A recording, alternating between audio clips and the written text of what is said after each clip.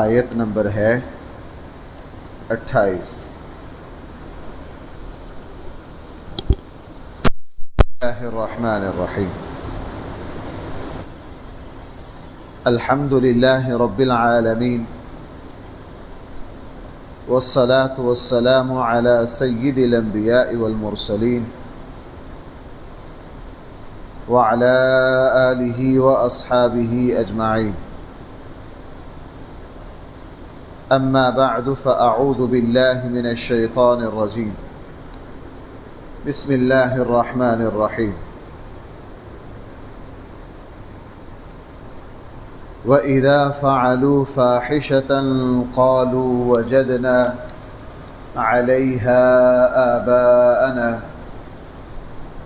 وَاللَّهُ أَمَرَنَا بِهَا قُلْ إِنَّ اللَّهَ لَا يَأْمُرُ بِالْفَحْشَاءِ أَتَقُولُونَ عَلَى اللَّهِ مَا لَا تَعْلَمُونَ قُلْ أَمَرَ رَبِّي بِالْقِسْطِ وَأَقِيمُوا وُجُوهَكُمْ عِنْدَ كُلِّ مَسْجِدٍ وَادْعُوهُ مُخْلِصِينَ لَهُ الدِّينَ كَمَا بَدَأَكُمْ تَعُودُونَ فَرِيقًا هَدَى وَفَرِيقًا حَقَّ عَلَيْهِمُ الضَّلَالَةُ إِنَّهُمُ اتَّخَذُوا الشَّيَاطِينَ أَوْلِيَاءَ مِن دُونِ اللَّهِ وَيَحْسَبُونَ أَنَّهُمْ مُهْتَدُونَ يَا بَنِي آدَمَ خُذُوا زِينَتَكُمْ عِنْدَ كُلِّ مَسْجِدٍ وَكُلُوا وَاشْرَبُوا وَلَا تُسْرِفُوا إِنَّهُ لَا يُحِبُّ الْمُسْرِفِينَ۔ صدق اللہ مولانا العظیم۔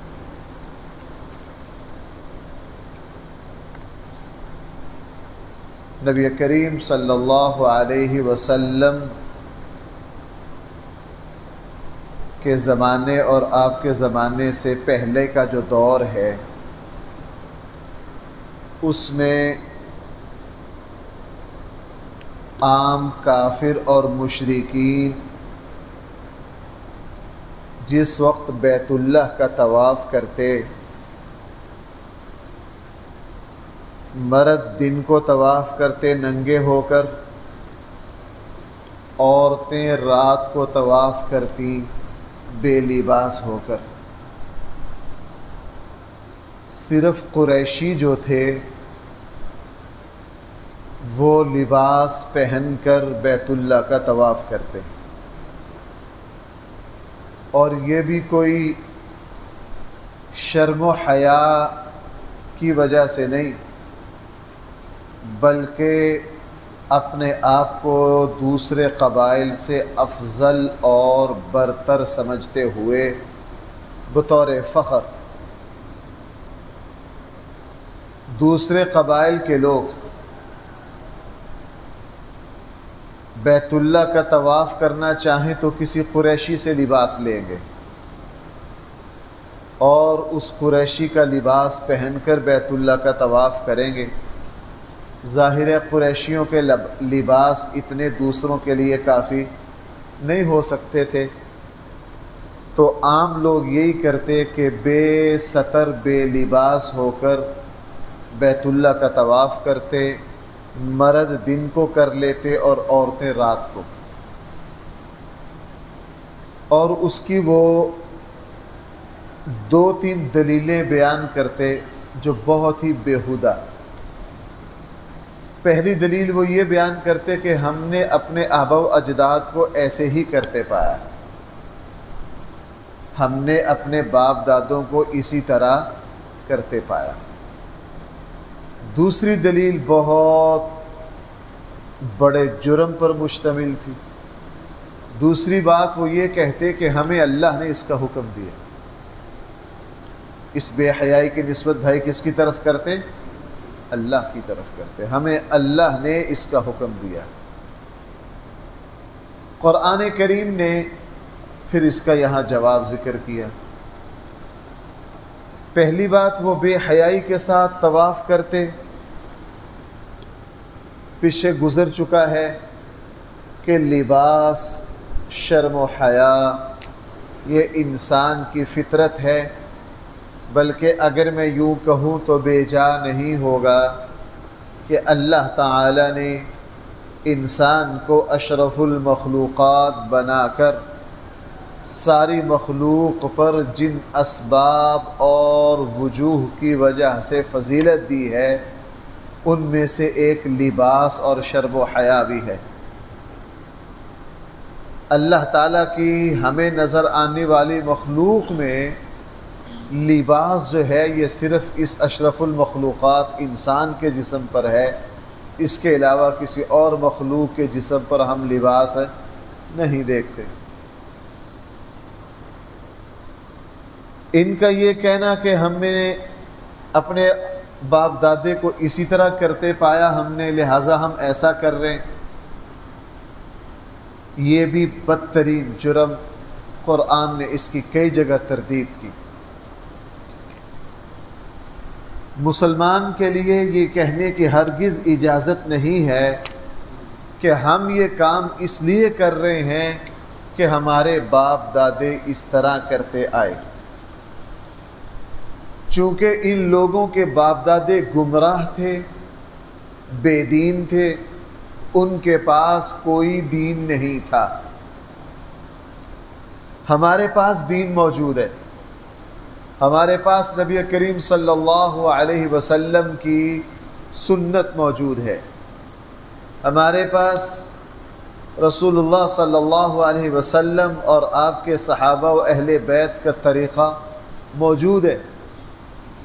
لہٰذا آج کوئی مسلمان یہ کہے تو وہ اس کے لیے سچی بات یہ ہے کہ اس کے لیے ڈوب کے مرنے کا مقام ہے کہ وہ کوئی ایسا کام کرے جو دین کے خلاف ہو، رسول اقدس صلی اللہ علیہ وسلم کے سنت اور مزاج کے خلاف ہو، اور ساتھ وہ یہ کہہ دے کہ ہم نے اپنے باپ دادے کو ایسے ہی کرتے پایا، ہماری برادری میں اسی طرح ہوتا آیا ہے، ہمارے معاشرے میں ایسا ہوتا ہے، ہمارے معاشرے میں ایسا ہوتا ہے۔ ہم اگر کوئی زمین خریدنی ہو، پلاٹ خریدنا ہو یا بیچنا ہو تو اس کے کاغذات تمام معاملات قانون اور ریاست کے بتلائے ہوئے اصولوں کے مطابق کرتے ہیں، لیکن جب کوئی دین کا معاملہ آ جائے، جب کوئی دین کا معاملہ آ جائے ہم یہ کہتے ہیں کہ جی ایسے ہی ہوتا ہم نے دیکھا ہے، ایسے ہی ہوتا آیا ہے، اس لیے قرآن نے اس کی تردید کی ہے۔ مسلمان ہر کام میں یہ دیکھے کہ میرے دین نے مجھے کیا بتلایا ہے، اس بات کو دیکھنے کی تو ہرگز اجازت نہیں ہے کہ بس وہ یہ کہے کہ جی میرے باپ دادے ایسا کرتے آئے۔ دوسرا جھوٹ انہوں نے یہ بولا، جھوٹ نہیں بلکہ بدترین جرم، کہ ہمیں اللہ نے اس کا حکم دیا ہے۔ قرآن نے فرمایا امر ربی بالقسط، میرا اللہ تو انصاف کا حکم دیتا ہے، وہ انصاف کے علاوہ کبھی کسی اور بات کا حکم نہیں دیتا۔ اس لیے اللہ تعالیٰ نے جو حکم دیا ہے تمہیں اس کی پرواہ نہیں، اور اللہ تعالیٰ نے جو حکم نہیں دیا اس کو اللہ تعالیٰ کی طرف منسوب کرتے ہو۔ ہاں اگر تمہیں اللہ تعالیٰ کا حکم چاہیے تو آؤ تمہیں بتلاتے ہیں اللہ نے کیا حکم دیا۔ اللہ تعالیٰ نے اب یہ جو آیت ہے، اس آیت میں تقریباً سارے اسلام کو جمع کر دیا گیا۔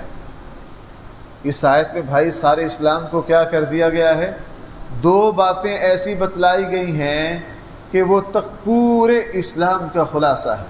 فرمایا کہ تم یہ کہتے ہو اللہ تعالیٰ نے بے حیائی کا حکم دیا ہے، جھوٹ بولتے ہو، اللہ نے جو حکم دیا ہے آؤ وہ ہم تمہیں سناتے ہیں۔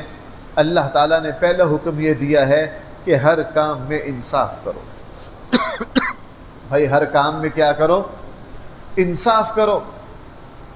تمہیں حکم ہے ہر کام میں انصاف کرنے کا۔ انصاف کا مطلب یہ ہے کہ جو کام کرنے لگے ہو اس میں جس کا جو حق بنتا ہے اس کا حق اس کے حوالے کرو۔ سجدہ لگے ہو کرنے تو سجدہ بھائی کس کا حق ہے؟ اللہ کا، وہ اللہ کے لیے کرو، اللہ کے لیے کرو۔ اس کے علاوہ کوئی اور کام کرتے ہو، دن میں کاروبار کرتے ہو، لوگ تمہارے پاس گاہک بن کے آتے ہیں، کوئی چیز خریدنے آتے ہیں، ان کا جو صحیح حق ہے ان کے حوالے کرو۔ تم سے جب بھی کسی کا کوئی واسطہ پڑے اس کے جو حق بنتا ہے اس کا حق دو، یہ ہے انصاف۔ اگر مسلمان ہر کام سے انصاف لگ جائے کرنے تو بھائی پھر دنیا میں گلے شکوے اور جھگڑے ختم ہو جائیں۔ جیسے میں آپ سے ایک بات عرض کروں، ہمارے آقا صلی اللہ علیہ وسلم کے ساتھ جب بھی کسی کو کوئی واسطہ پڑا، خواہ وہ مسلمان ہے خواہ وہ یہودی ہے، خواہ وہ مسلمان ہے خواہ وہ عیسائی ہے، وہ یہ کہہ اٹھا کہ میں نے اپنی زندگی میں ان سے زیادہ اچھا برتاؤ کرنے والا انسان نہیں دیکھا۔ امر ربی بالقسط۔ میں محرم میں اہل بیت اور حضرت حسین رضی اللہ عنہم پر جمعوں کی کوئی تقریریں ہوتی ہیں، میں اس پر کچھ مطالعہ کر رہا تھا کل، تو مطالعہ کرتے کرتے ایک بات سامنے آئی، امر ربی بالقسط۔ حضرت عمر رضی اللہ عنہ نے جتنا اس آیت پر عمل کیا شاید ہی کسی نے کیا ہو، ہر کام کو انصاف سے کرنا۔ حضرت عمر رضی اللہ عنہ نے یہ فیصلہ کیا کہ میں اب لوگوں کی فہرستیں اور لسٹیں بناؤں جس کے مطابق ان کی تنخواہیں اور وظیفے جاری کروں۔ اس سے پہلے دنیا میں کوئی اس طرح کا مزاج نہیں تھا، چونکہ حکومت کے بنیادی اصول جو مرتب کیے ہیں وہ حضرت عمر نے کیے ہیں۔ اب جب فہرست لگے بنانے تو لسٹ میں سب سے پہلے کن لوگوں کے نام لائیں؟ 2 دن سوچتے رہے کہ کن لوگوں کا نام لاؤں۔ کسی نے کہا جی آپ اپنے سے شروع کریں۔ ہمارے یہاں کیا خاتون اول، صدر کو استثناء ہے، ہمارے یہاں تو یہی بات کہی جاتی ہے نا۔ تو کسی نے رائے دی سب سے پہلے آپ اس فہرست کا آغاز کس نام سے کریں؟ اپنے سے۔ تو سوچ کر کہنے لگے یار میرا تعلق تو بنو عدی سے ہے، میرا تعلق تو کس سے ہے؟ بنو عدی سے ہے، ان کا قبیلہ بنو عدی تھا، میرا تعلق تو بنو عدی سے ہے، بنو عدی کہاں اس بات کا حق رکھتا ہے اس کو لسٹ میں پہلے نمبر پر لاؤں؟ پھر خود فرمایا میں دو دن سے غور و خوض کر رہا ہوں، میں اس لسٹ کا آغاز نبی کریم صلی اللہ علیہ وسلم کے اہل بیت سے کرتا ہوں۔ کس سے کرتا ہوں؟ اہل بیت سے۔ سب سے پہلے رسول اللہ صلی اللہ علیہ وسلم کے اہل بیت، حضرت عباس، حضرت علی، حضرت حسن، حضرت حسین رضی اللہ عنہم، اہل بیت سے اس فہرست کا آغاز کیا۔ اور جب وظیفوں کی باری آئی تو جو بڑے بڑے اکابر صحابہ کے صف اول کا جو وظیفہ تھا حضرت حسن اور حضرت حسین اور اہل بیت کے نوجوانوں کا وہی وظیفہ رکھا، اور ساتھ یہ فرمایا چونکہ یہ نبی کریم صلی اللہ علیہ وسلم کے اہل بیت اور یہ نبی کریم صلی اللہ علیہ وسلم کا خون ہے، اس لیے میں سب سے زیادہ وظیفہ ان کا رکھتا ہوں۔ بہرحال قرآن نے فرمایا کہ تم انصاف سے کام لو، وَأَقِيمُوا وُجُوهَكُمْ عِنْدَ كُلِّ مَسْجِدٍ وَادْعُوهُ مُخْلِصِينَ لَهُ الدِّينَ، اور جب بھی تم نماز پڑھنے لگو، کوئی کام کرنے لگو، تو اپنے رخ کو اللہ تعالیٰ کی طرف کر لو۔ اس لیے یہاں آیت نمبر 28 سے فرمایا وَإِذَا فَعَلُوا فَاحِشَةً، جب بھی یہ لوگ کوئی بے حیائی کا کام کرتے ہیں، قَالُوا وَجَدْنَا، تو کہتے ہیں ہم نے پایا، علیہا، اسی بے حیائی پر، آباءنا، اپنے باپ دادے کو، واللہ امرنا بہا، اور اللہ نے ہمیں اسی کا حکم دیا ہے۔ قل، اے نبی کریم صلی اللہ علیہ وسلم ان سے کہیے، ان اللہ لا یأمر بالفحشاء، اللہ تعالیٰ کبھی بھی بے حیائی کا حکم وہ تو سب سے بڑے حیا والے ہیں، وہ تمہیں کیسے حکم دے سکتے ہیں تم ننگا ہو کر نماز پڑھو؟ تو بھائی کیا خیال ہے جب اس زمانے میں ننگا ہو کر طواف کرنے والوں کو قرآن کریم بے حیا کہہ رہا ہے، تو آج کے زمانے میں یہ جو بڑے بڑے گدی نشین ہیں اور یہ جو بڑے بڑے پیر صاحب ہیں جو بے حیا بے لباس کے رہتے ہیں، آیا ان کا اسلام سے کوئی تعلق بنتا ہے؟ آیا ان کا اسلام سے کوئی تعلق بنتا ہے؟ 10 محرم کو یہ جو لباس اتار کے جو ماتم ہوگا، آیا اس کا اسلام سے کوئی تعلق بنتا ہے؟ اسلام بے لباس کرنے آیا ہے یا اسلام لباس پہنانے کے لیے آیا ہے؟ اسلام نے تو آپ حضرت آدم علیہ السلام کے تذکرہ سے سنتے آ رہے ہیں اور پیچھے لباس کی آیات آئی ہیں۔ اسلام کبھی بھی بے لباس اور بے حجاب ہونے کی کسی کو اجازت نہیں دیتا۔ ہمارے آقا صلی اللہ علیہ وسلم، صحابہ اکرام فرماتے ہیں ہم نے اللہ کے نبی کو اتنا حیا اور شرم والا پایا کہ ہم نے اپنی زندگی میں کسی کو اتنا با حیا نہیں پایا، اتنا با حیا۔ اس لیے قرآن نے فرمایا قل ان اللہ لا یأمر بالفحشاء، آپ ان کو کہہ دیجئے یقیناً اللہ تعالی لا یأمر بالفحشاء، بے حیائی کا حکم نہیں دیتے ہیں۔ اتقولون علی اللہ، تم اللہ تعالیٰ کے بارے میں ایسی بات کہتے ہو ما لا تعلمون، جس کو تم جانتے نہیں۔ قل امر ربی بالقسط، آپ ان کو کہیے اللہ نے جو حکم دیا ہے وہ یہ ہے، امر ربی، مجھے میرے رب نے حکم دیا ہے انصاف کا۔ بھائی مجھے میرے رب نے حکم دیا ہے کس کا؟ انصاف کا۔ وَأَقِيمُوا وُجُوهَكُمْ، اور تم سیدھا کر لو اپنے چہرے کو عند کل مسجد، ہر سجدہ کے وقت۔ استقبال قبلہ اسی لیے شرط ہے بھائی، نماز میں روح کا قبلہ کی طرف ہونا کیا ہے؟ شرط اور ضروری ہے۔ وہ قرآن کی اسی آیت کی وجہ سے ہے۔ اسی آیت کی روشنی میں نبی کریم صلی اللہ علیہ وسلم کے ارشادات بھی ہیں۔ نماز میں بیت اللہ کی طرف رخ کر کے نماز پڑھنا یہ مسلمان پر کیا ہے؟ ضروری ہے۔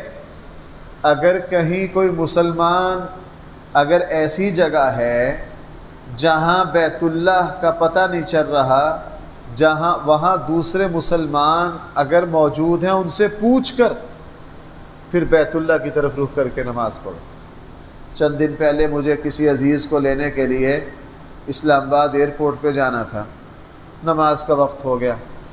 ہمارے جو پٹھان بھائی ہیں یہ اس معاملے میں بڑی غفلت کرتے ہیں، تو ایک ہی وقت میں نماز پڑھ رہے ہیں، 4 وہاں پڑھ رہے ہیں، 3 ادھر پڑھ رہے ہیں، 2 ادھر پڑھ رہے ہیں، اس کا منہ ادھر کو ہے، ان کا ادھر کو ہے، ان کا تینوں کا مختلف، اور کسی جنگل میں نہیں پڑھ رہے، اسلام آباد جیسے شہر ایئرپورٹ پر پڑھ رہے ہیں۔ اب 3 جماعتیں نماز پڑھ رہی ہیں، تینوں کے روح کیا ہیں؟ الگ الگ۔ بھائی ایئرپورٹ پر مسجد ہوتی ہے، اس وقت ہر بندے کی جیب میں موبائل ہے، سمت قبلہ بتانے والے آلات ہیں، 1 منٹ میں معلوم کیا جا سکتا ہے، کسی سے پوچھا جا سکتا ہے، کسی سے۔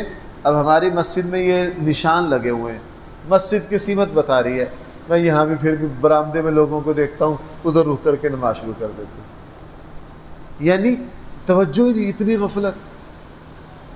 مسجد کا آپ کو انداز بتا رہا ہے، مسجد کے صحن میں صفوں کے نشان لگے ہوئے ہیں۔ اس لیے اپنے گھروں میں جا کے بھائی آج کل کے جو آلات ہیں اس میں جا کے گھر کا قبلہ متعین کریں، اور گھر کی عورتوں کو بتائیں کہ ہمارے گھر میں قبلہ کی سمت یہ بنتی ہے، ہمارے گھر میں قبلہ کی سمت یہ بنتی ہے۔ گھر کے ہر فرد کو بیت اللہ کی سمت کا پتہ ہونا چاہیے۔ ایسا نہیں کہ بس پڑھتے آ رہے ہیں، نہیں، اس وقت جدید آلات ہیں، اس سے ایک مرتبہ اپنے گھر میں تحقیق کر لیں۔ بلکہ آج کل وہ طریقہ ہوتا ہے کہ گھر میں وہ ٹیپ سے، میں نے کئی جگہ دیکھا ہے، یہ وہ لگا کے لکھ دیتے ہیں سمت قبلہ، تاکہ کوئی مہمان بھی آئے اس کو بھی پتہ چل جائے کہ اس گھر میں اگر نماز پڑھنی ہے تو بیت اللہ کی سمت کس طرف۔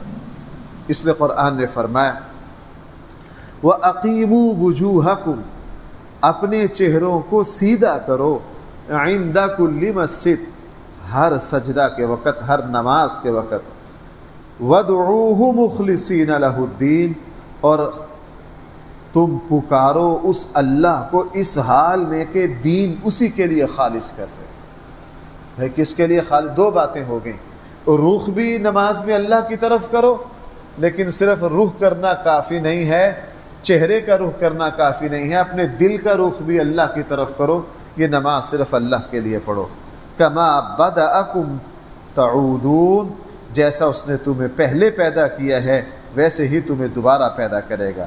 فریقا ہدا، دنیا میں ایک جماعت ہدایت پر ہے، وفریقا حق علیہم الضلالہ، اور ایک جماعت جو ہے وہ باطل پر چل پڑی ہے۔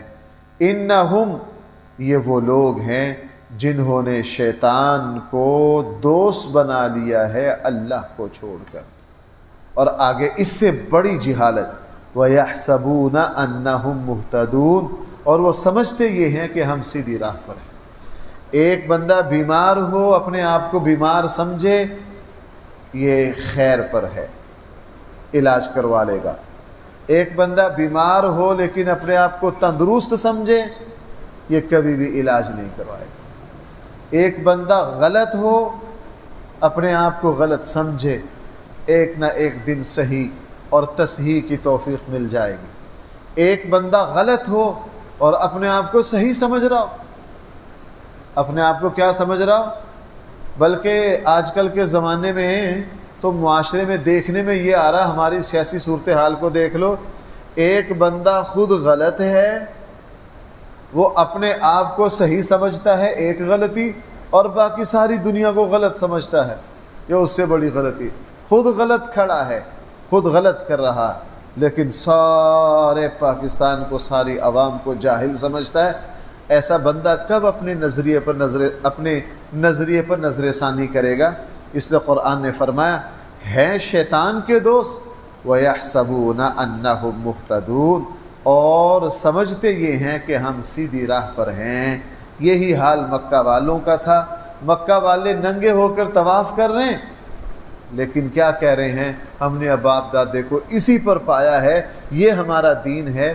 قرآن کریم نے فرمایا اتنی بڑی غلطی کو دین سمجھ رہے ہیں، اور دین گھر میں موجود ہے امام الانبیاء صلی اللہ علیہ وسلم کی شکل میں، اس کا انکار کر رہے ہیں۔ تو اس سے بڑی جہالت اور بدبختی کیا ہو سکتی ہے؟